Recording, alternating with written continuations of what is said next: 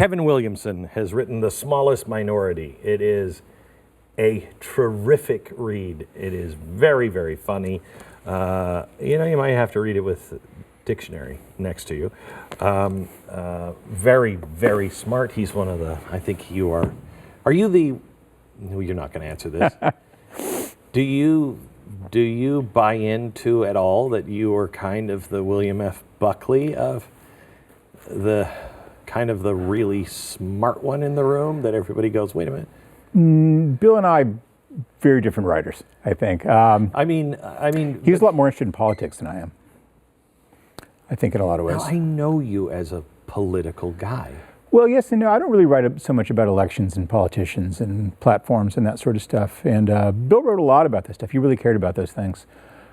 He did ask me for a vocabulary word once, which was very pleasing to me. I didn't know him well. He had us over to dinner, what turned out to be the last of the editorial dinners at his house before he passed away. And he was telling a story about someone, and he said in his prose style, it was kind of, and he looks over at me, I'm sitting next to him, and he says, "What's the word? It means like engraved in stone." I said, "Lapidary?" He said, "Yeah, lapidary." So I went home that night and I wrote a letter to one of my high school English teachers and told her she should go ask for a raise because, it's so great. Passed the Is test. that how old were you when you knew you wanted to be a writer? It's all I've ever done, really. I had some real jobs when I was a kid. I worked at 7-Eleven and Burger King and stuff like that. But no, I had my first, I guess, professional publication when I was in 8th grade, something like that. I was in a Houghton Mifflin grammar book. Wow. And funny thing, small world, the payment I got for that was a matching set of, it was a dictionary and thesaurus. And the foreword to the dictionary was written by Bill Buckley at the time. He tells a very funny story about dictionaries. So I told him about that, and he thought it was a kind of a hoot. So you have had... But only fools compare themselves to Bill, though. Yeah, I know. Or try to write like him. Sometimes people try to write like him, and that's a mess. Yeah. You've had an interesting year. I did. A lot of interesting stuff in the last year. Yeah. Got married. And you did. Yeah. You've had some really great stuff happen. Yeah. And you've had even better stuff happen in the last 12 months, leaving, places that didn't want you. Well, that was more than a year ago now. Was it? Yeah. So you're talking about the Atlantic thing? Yeah. That was April, I want to say. So, because I think when they announced they hired me, people thought it was an April Fool's Day joke. That's so crazy. Yeah. So when you wrote this, you actually wrote that this isn't really about you. No. Maybe some of the marketing is about me. Yeah. Yeah, I started writing this book in 2015, and nobody wanted it until I got fired. Then my phone rang, and people wanted the book. So, right.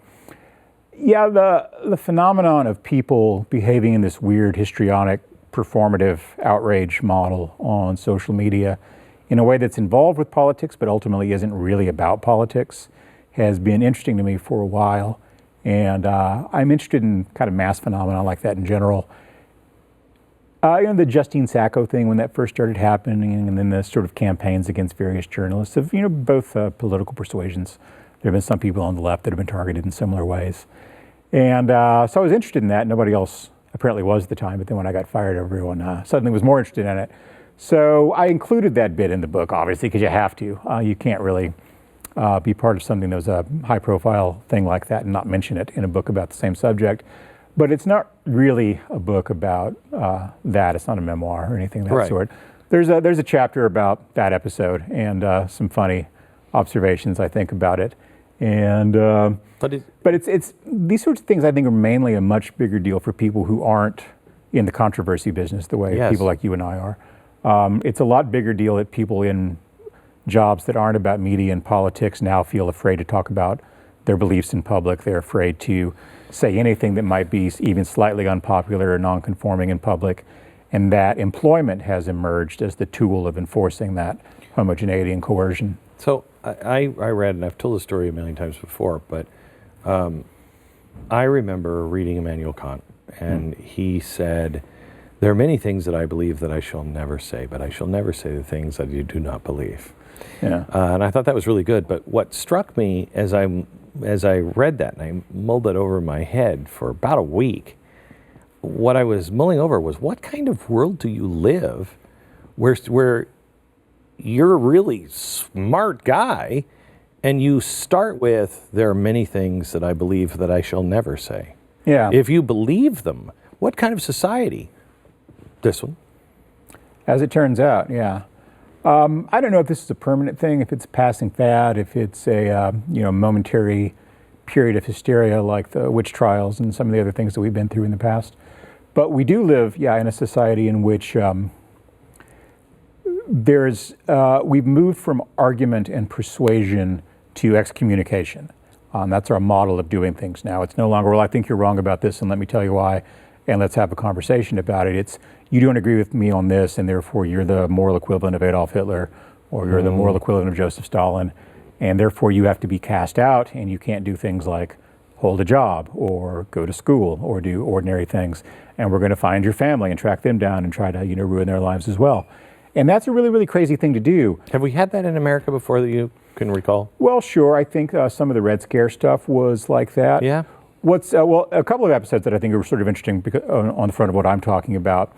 The homosexual hysteria from the 1940s to the 1960s was similar in that it was mostly employment being used as a cudgel, and the people who were targeted were not mostly really targeted because of their sex lives. They were targeted for other reasons, but that was a convenient way to go after them.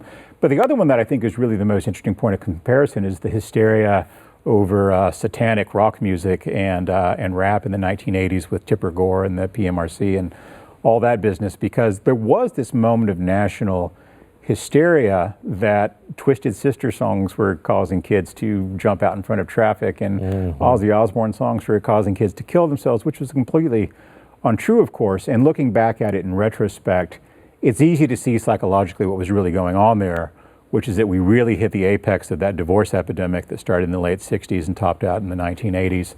And as those kids became teenagers, their parents were suddenly kind of freaking out, and they were looking for someone to blame. They were looking for some exterior locus of what was wrong with the world and their families, and they settled on a nice guy like Dee Snider. It was weird.